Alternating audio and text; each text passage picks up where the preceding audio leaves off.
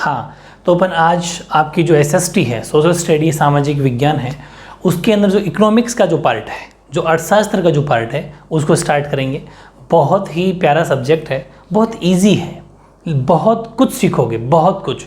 और जिस स्टूडेंट को आगे जाके सिविल सर्विसेज की प्रिपरेशन करनी है तो आगे जाके इकोनॉमिक्स पढ़ने पड़ेगा। तो जो इकोनॉमिक्स लेगा आगे जाके जो अर्थशास्त्र लेगा, उनको एक बेस मजबूत अगर करना, तो NCERT जो 10th में पढ़ा रहा हूँ अभी, इसको 100% इस एक एक लाइन एक एक वर्ड पढ़ना है। और जो भी 11th वाले हैं, जैसे अपने इस 11th पर दूसरे अपना जो चैनल है 11th-12th का, उस चैनल पर जो अपन स्टडी करते हैं, तो उसके अंदर खूब सारे स्टूडेंट के पास इकोनॉमी भी है, तो वो भी इस 10th की पूरी NCERT को कैसे टाइम को मैनेज करके ये आपको पढ़ना है, चाहे कोई सा भी बोर्ड हो, क्योंकि ये जो चीज़ें हैं वो पूरी की पूरी 11th में है, लेकिन इनके ऊपर है। जब तक ये बेस मजबूत नहीं होगा तो आगे जब जाओगे बहुत दिक्कतें आएगी। जब 11th में ऐसी चीज़ें मिलेगी आपको जो आपने छोटी छोटी बातें हैं, लेकिन 10th अभी पढ़ा नहीं आपने, वहाँ पर ये चीज़ें नहीं थी, तो खूब सारे अलग बोर्ड, RBSE बोर्ड से भी, अलग बोर्ड से भी है, तो फिर उनके लिए दिक्कत होगी, क्योंकि तो NCERT कोर्स है। तो ये जानना बहुत ज़रूरी, इसलिए आगे फ्यूचर में ध्यान रखते हुए 10th वाला जो है, ये बहुत बेसिक चीज़ें होती है, ये आगे नहीं पढ़ाई जाती, ये बेस मजबूत करने के लिए होती है, इसको अच्छे से करना है। और मैं जो बता दूँ, मेरी खास बात क्या रहेगी कि अपन पहली बात तो ये कि दोनों लैंग्वेज पढ़ते हैं, दोनों भाषाओं में लिखते हैं। बहुत ज़्यादा बेनिफिट तो आपको वहीं हो गया कि कोई सा भी स्टूडेंट जैसे आगे जाके किसी भी मीडियम का हो, वो किसी भी मीडियम में लिख सकता है। इतना मैं उसको ठीक कर दूंगा कि जैसे इधर हिंदी है, इधर इंग्लिश है, तो दोनों को लिखना सीख जाएगा, तो बहुत अच्छा रहेगा। अब फ्यूचर में बहुत हेल्पफुल रहता है ये एक चीज़ तो ये। दूसरा, लाइन टू लाइन बिल्कुल NCERT बुक की लैंग्वेज में अपन पढ़ेंगे। पहले शब्द से लेके लास्ट, पहली लाइन से लेके लास्ट लाइन तक कोई सिंगल शब्द नहीं छूटेगा। उसमें क्या खास बात रहेगी, पीछे वाले क्वेश्चन भी करेंगे, मिड में जो क्वेश्चन है वो भी करेंगे, और पूरे चैप्टर के जो नोट्स बना रहे हो तो बनाएंगे ही बनाएंगे। इसलिए आपको सारे वीडियो देखने पड़ेंगे, क्योंकि मैं आपस में सबको एक लिंक करते हुए चलता हूँ। ऐसा नहीं कि सिर्फ पीछे वाले आगे वाले बीच, ऐसा नहीं, लाइन से चलते हैं। जो टॉपिक मिड में आ गया उसको वैसे अकॉर्डिंग चलते हैं। इसलिए आपको रेगुलर क्लास को अटेंड करना है, नोट्स मेरे साथ के साथ बनाना है, स्क्रीनशॉट लेके नहीं छोड़ना है।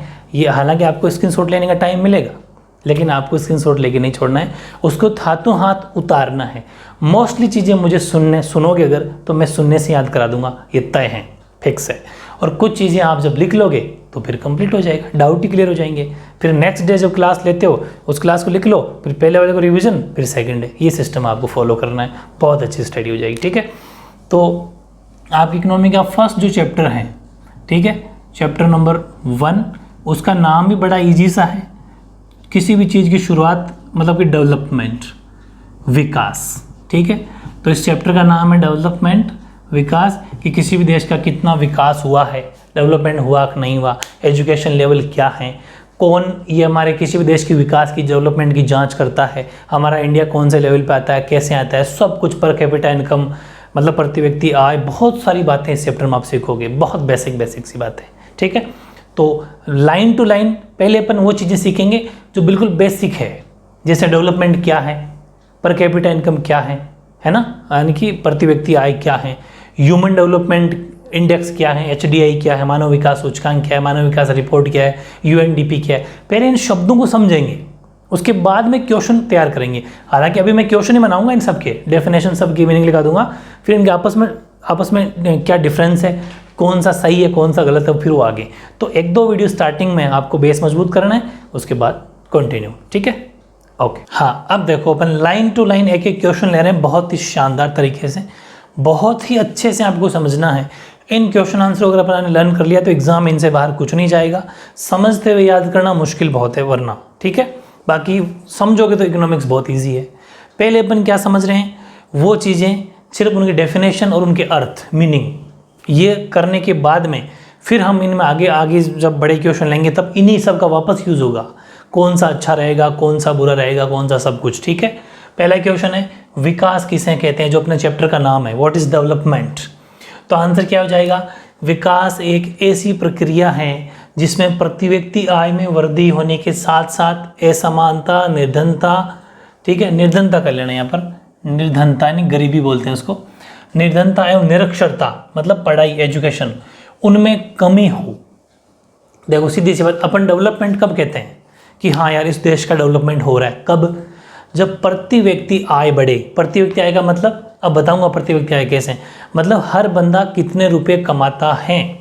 सपोज कोई बंदा अभी 20,000 रुपये महीने कमाता है, तो वो कह रहा है उसका डेवलपमेंट कब माना जाएगा, जब वो धीरे धीरे बढ़ता बढ़ता 20 की 22, 25, 30, 35 इस तरीके से बढ़े, मतलब प्रति व्यक्ति आय बढ़े, ठीक है, पर कैपिटा इनकम बढ़े। दूसरा, जो गरीबी है भाई, जैसे देश के अंदर कितनी गरीबी, पॉवर्टी, निर्धनता जिसे बोलते हैं, वो कम हो। तीसरा, एजुकेशन बढ़े, ठीक है, एजुकेशन बढ़ेगा तो मानेंगे कि हाँ पढ़ाई लिखाई अच्छी हो रही। उस देश, हमेशा किसी भी देश का डेवलपमेंट कब होता है, जब उसमें सभी लोग एजुकेटेड हो। ये सब अगर हो तो हम कहेंगे कि हाँ यहाँ डेवलपमेंट है, ठीक है। यानी कि development is a process in विच पर capita income increases and inequality, poverty and illiteracy reduces. It means the economic life and living standard of people improves.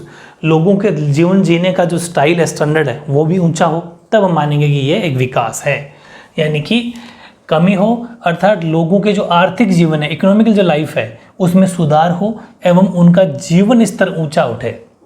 जैसे लोग जो गरीब किसान लोग जो हैं, वो अगर झुग्गी झोंपड़ी में रहते हैं, अगर वो धीरे धीरे मकान बनाने लग जाएं, फिर धीरे धीरे अपने बच्चों को अच्छी एजुकेशन देने लग जाएं, अच्छे लाइफ स्टैंडर्ड बढ़ा लें कि जैसे उनके घर में भी फैसिलिटीज़ आ जाएं, तब हम मानेंगे कि हाँ यहाँ विकास हो रहा है। समझ के बहुत ईजी है ना। तो साथ के साथ आपको याद हो जाएगा अगर मेरे को सुनते रहोगे बिल्कुल प्रॉपर तरीके से, ठीक है।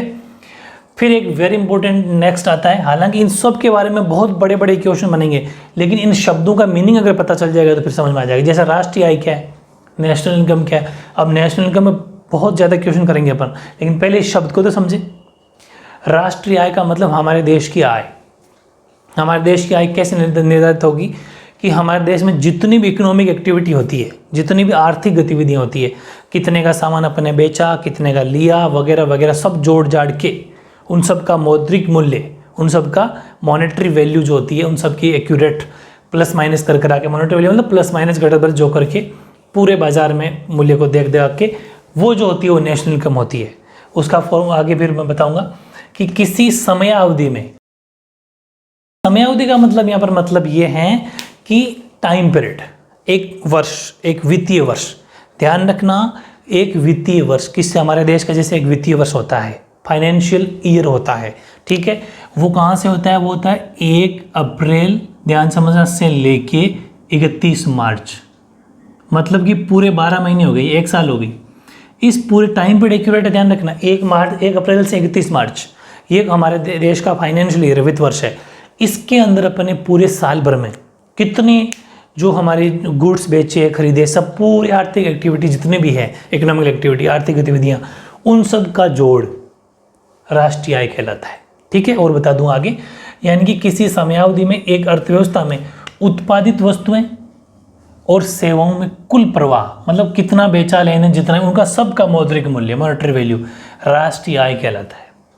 The monetary value of all final goods and services produced in a definite period in economy is known as national income, वो हमारे देश की राष्ट्रीय आय कहलाती है, ठीक है। इजी, हालांकि इसके बारे में बहुत कुछ पढ़ेंगे आगे, अभी सिर्फ डेफिनेशन, इसका मीनिंग है ये समझ में आ गई कि हमारे देश में पूरी गुड्स एंड सर्विसेज का सम, उन सब का मॉनेटरी वैल्यू। नेक्स्ट है प्रति व्यक्ति आय, पर कैपिटा इनकम क्या है। इसके दूसरा नाम ये भी है औसत आय, एवरेज इनकम। दोनों की डेफिनेशन सेम है, दोनों का मतलब एक ही, पर कैपिटा इनकम बोल दो चाहे एवरेज इनकम बोल दो, ठीक है। आंसर क्या होगा कि the total income of the country divided by its population is called पर कैपिटा इनकम। पूरे देश की जनसंख्या, कुल आय को कुल जनसंख्या से भाग देकर निकाला जाता है, तो उसे प्रति व्यक्ति आय या फिर औसत आय कहते हैं, या फिर आप यहाँ इंग्लिश वाले लिख देते हो, या फिर आर कॉल्ड एवरेज इनकम, ठीक है। पर कैपिटा इनकम या फिर एवरेज इनकम।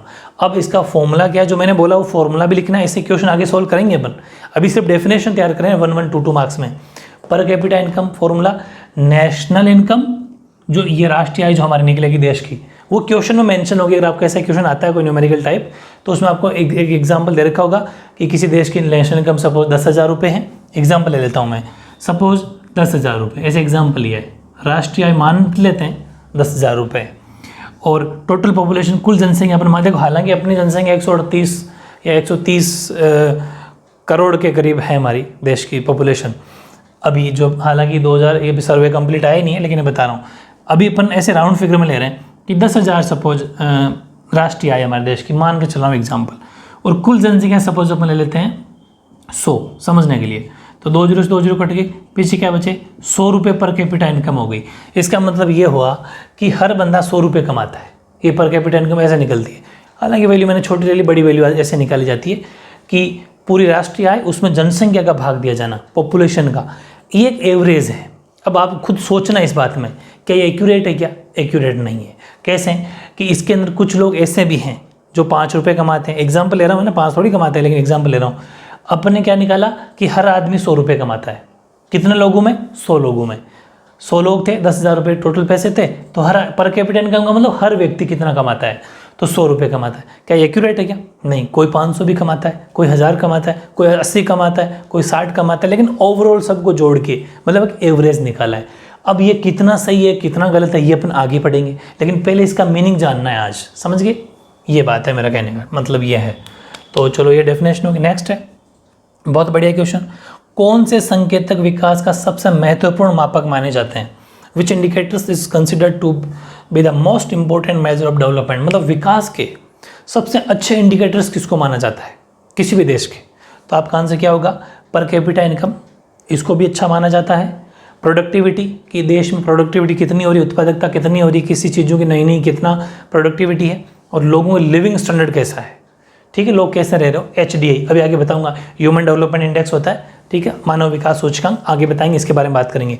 ये सब major indicators to measure development, ये विकास को नापने का सबसे बेस्ट है। अगर 1 मार्क्स में क्वेश्चन आता है तो सीधा लिखना है कि प्रति व्यक्ति आय, उत्पादकता और लिविंग स्टैंडर्ड का मतलब जीवन स्तर इंसान का कैसा है वो, और HDI, इन सब को देखा जाता है। किसी भी देश की अगर अपन को उसका डेवलपमेंट देखना है तो हम उसमें क्या देखेंगे कि इस देश में पर कैपिटा इनकम कितनी है, हर व्यक्ति कितना कमा रहा है, उसकी लिविंग स्टैंडर्ड कैसा है, उस देश में प्रोडक्टिविटी मतलब उत्पादन कितना हो रहा है, या फिर कहीं विदेशों से मांग के ले रहा है, ये सब अपन देखेंगे। और HDI का आगे बता दूंगा, ये सब अपन देखेंगे कि तब पता, ये अगर अच्छे हैं तो हम कहेंगे कि हाँ ये इस देश में विकास हो रहा है। समझ में आ गई? नेक्स्ट क्वेश्चन इसी से रिलेटेड, इसलिए मैंने जानबूझ के पास में लिखा कि विकास का सबसे अधिक, ध्यान से समझना, सबसे अधिक और उपयुक्त मापदंड कौन सा है? या फिर ये क्वेश्चन आया हुआ है बोर्ड के अंदर, अथवा 2 या 2 से अधिक देशों के विकास की तुलना का उपयुक्त माप क्या है? अगर अपन को या तो विकास का सबसे बेस्ट कौन सा है, या फिर आपसे ये पूछा कि डेवलपमेंट का 2 देशों के बीच में अगर अपन को कंपैरिजन करना है तो कौन सा है? पर कैपिटा इनकम। अगर सपोज अपन को अपने और USA के बीच में अगर कंपेयर करना है डेवलपमेंट का, तो अपन उनकी पर कैपिटा इनकम निकालेंगे कि उसकी पूरी राष्ट्रीय आय कितनी है। तो सपोज USA की राष्ट्रीय आय निकल गई, ऐसे ही एग्जाम्पल ले रहा हूँ वापस, वही ध्यान से समझना। जैसे अपनी 100 आ गई, उनकी सपोज अगर 150 आ गई, 150 रुपये पर कैपिटा इनकम, और अपने 100 रुपीज़ पर कैपिटा इनकम आ गई, तो उनकी पर कैपिटा इनकम अपन से ज़्यादा। इसका मतलब वहाँ पर हर व्यक्ति 150 रुपये कमाता है, 150 रुपीज़ कमाता है, अपन 100 कमाते हैं। इसका मतलब सबसे बेस्ट वही है, इसका मतलब वो हमसे ज़्यादा डेवलप्ड है। ठीक है, ये चीज़ है, तो ये चीज़ समझना बहुत ज़रूरी है। सबसे बेस्ट पूछे तो पर कैपिटा इनकम, प्रति व्यक्ति आय, और अगर ऐसे ही पूछे कि कौन कौन से ऐसे हैं जिन जो ठीक होते हैं, तो फिर 3-4 सबके नाम लिखना है। ठीक है, तो मेरे हिसाब से सारी बातें आपको समझ में आ रही होगी, ध्यान से सुन लेना, नहीं आई तो बार बार सुनना, लेकिन समझना ज़रूर है। क्वेश्चन बहुत समझने वाला, ईजी बहुत है, एक बार अगर समझ लिया तो। ठीक है,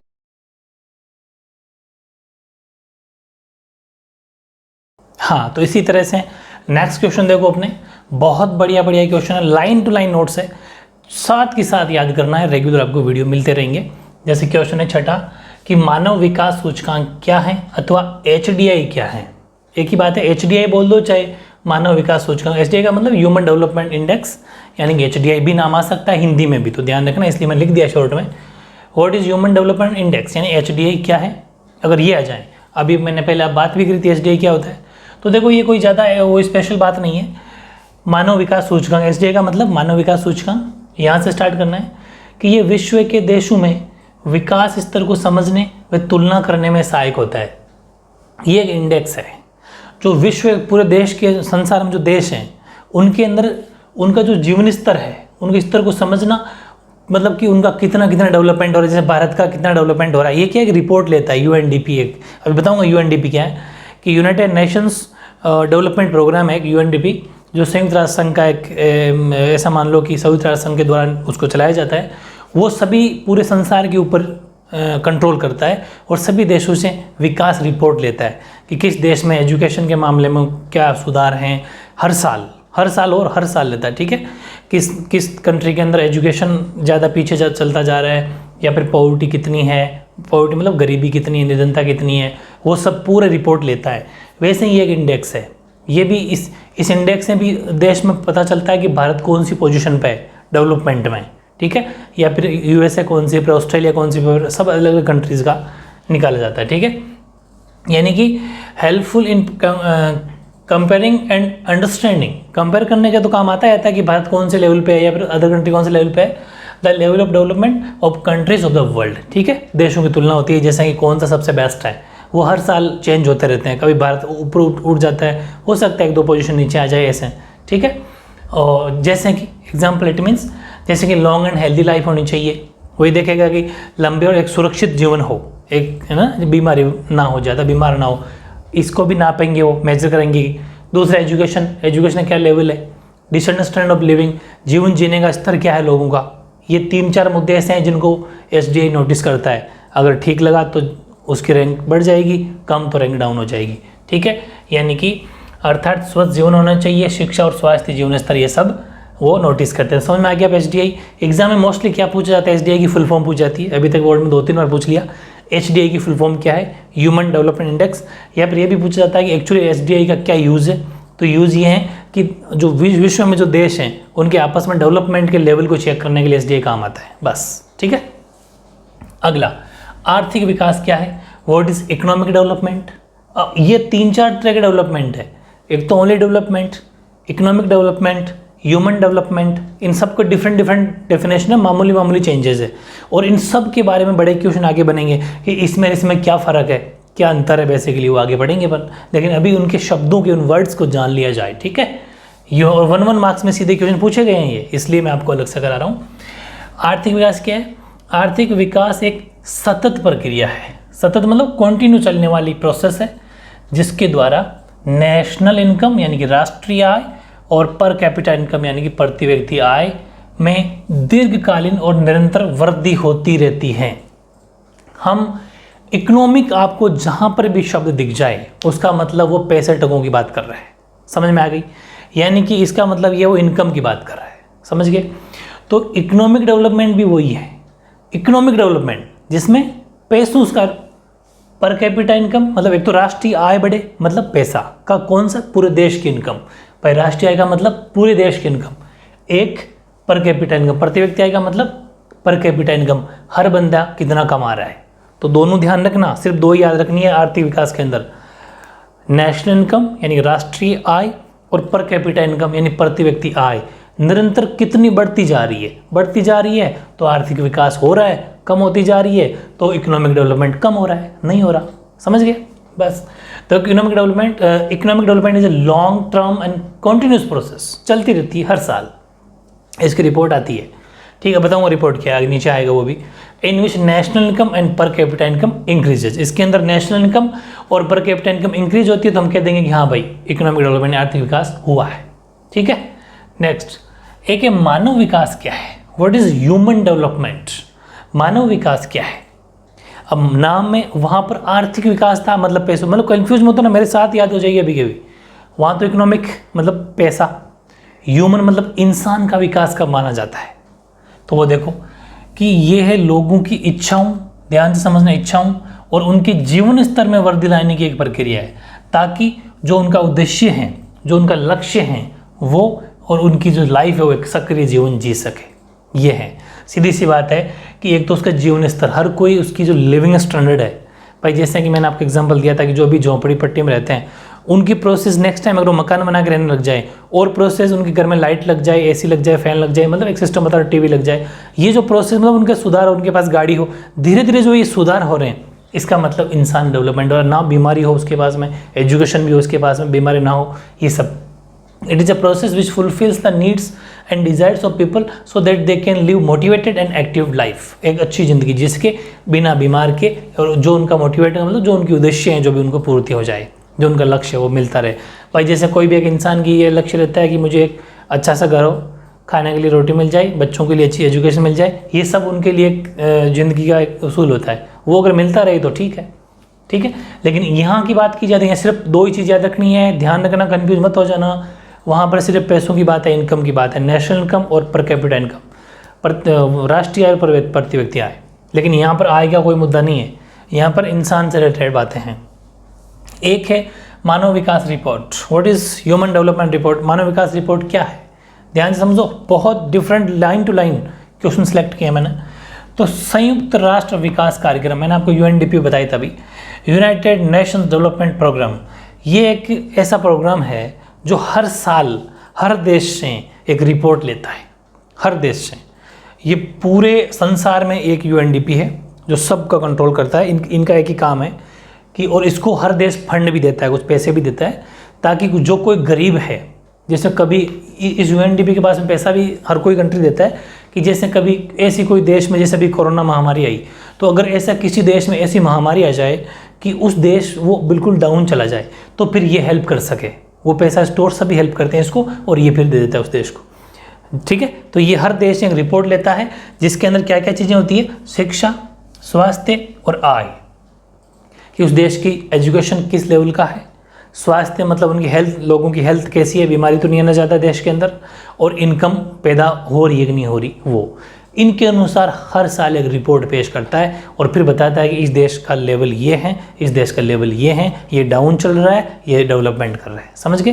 तो बहुत ईजी है। संयुक्त राष्ट्र विकास कार्यक्रम द्वारा विभिन्न देशों के शिक्षा, स्वास्थ्य और आय आदि की दशा के आधार पर प्रकाशित किया जाने वाला वार्षिक प्रतिवेदन या फिर प्रकाशित किया जाने वाला वार्षिक रिपोर्ट, एक ही बात है, प्रतिवेदन report. It is published by UNDP, UNDP publish करता है इसको, which compares countries on the basis of educational level of the people, their health status and per capita income। ठीक है। नेक्स्ट, मानव विकास सूचकांक जो है, अभी जो पढ़ा था अपने एचडीआई किन्हीं, एचडीआई कोई दो सूचकों के अगर नाम पूछे आपसे एग्जाम में, ये भी बोर्ड में पूछा गया है, मोस्टली क्वेश्चन बोर्ड में पूछे गए हैं, यही रिपीट हो रहे हैं बार बार, क्योंकि और इस चैप्टर में ज़्यादा है भी नहीं। तो मानव विकास सूचकांक अगर दो सूचकांक पूछे, दो इंडिकेटर आपसे पूछे, इंडिकेशन, तो एक तो होता है स्वास्थ्य स्थिति और एक शिक्षा का स्तर, मैन लेवल ऑफ एजुकेशन और हेल्थ कंडीशन कैसी है, एचडीआई हमेशा ये नोटिस करता है, ठीक है। जबकि ये पैसों की बात करता है, ये इंसान की डिज़ायर, उनकी विश पूरी होनी चाहिए, वो बात करता है। तो लेवल ऑफ एजुकेशन और हेल्थ ह्यूमन डेवलपमेंट रिपोर्ट नहीं भाई, इंडेक्स करना है यहाँ पर, ठीक है, इंडेक्स है यहाँ पर, ह्यूमन डेवलपमेंट इंडेक्स। तो right any two indication of human development index, तो वहाँ पर लेवल ऑफ एजुकेशन और हेल्थ कंडीशन, ठीक है, ये चीज़ होगी। नेक्स्ट क्वेश्चन देखो, ये बहुत बढ़िया क्वेश्चन है, जो वैसे तो इस बुक के अंदर लास्ट टॉपिक है, इसके बारे में और भी अपन जानेंगे। ये है धारणीय आर्थिक विकास क्या है, आया हुआ क्वेश्चन है, ये भी आया हुआ है, यानी कि what is sustainability of development. Sustainability का मतलब जो कंटिन्यू चले लेकिन किसी को कोई नुकसान ना पहुंचाए, बेसिकली हमारे पर्यावरण को, हमारे जो एनवायरनमेंट है उसको नुकसान ना पहुंचाए। और ये भी है कि इसका मतलब ये होता है कि देश के अंदर अपन जो भी प्रेजेंट में भी कोई किसी चीज़ का यूज़ कर रहे हैं, चाहे वो पेट्रोल हो, डीजल हो, इनको अपन इतना सीमित यूज़ करें ताकि फ्यूचर में बना रहे, वरना जो फ्यूचर में, भविष्य में जो आने वाली पीढ़ियां हैं वो क्या देखेगी, फिर वो किसका यूज़ करेगी अगर अपन अभी उसको ख़त्म कर देंगे। तो ये उसकी बात करता है। मतलब ये है कि ये विकास की प्रक्रिया है जिसका उद्देश्य क्या है, प्राकृतिक संसाधन, मतलब जो नेचुरल, हमें जो नेचुरल मिलता है, जैसे पेड़ पौधे हो गए, कोयला हो गया, ये सब प्राकृतिक संसाधनों और पर्यावरण को नष्ट किए बिना वर्तमान और भावी, मतलब फ्यूचर, दोनों के जीवन की गुणवत्ता को बनाए रखना है।